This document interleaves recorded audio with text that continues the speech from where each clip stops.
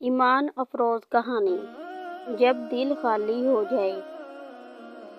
ایک لڑکی آہستہ سے بولی، اب دل خالی لگتا ہے۔ ایک عالم مسکرا کر بولے، بیٹی،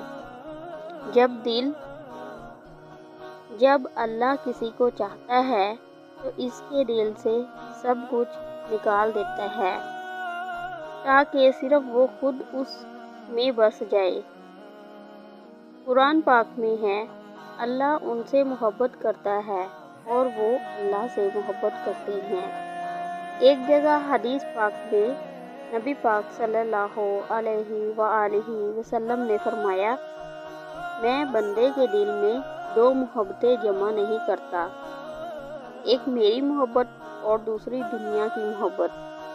the moral of the story, دل کا خالی ہونا نقصان نہیں، یہ دراصل اللہ کے آنے کی تیاری ہوتی ہے۔ جب دل خالی ہو جائے سمجھ لو اللہ آ رہا ہے۔ وہ دل جس میں سب کچھ چھن جائے وہی دل سب سے زیادہ بھرا ہوتا ہے اللہ کی قربت سے۔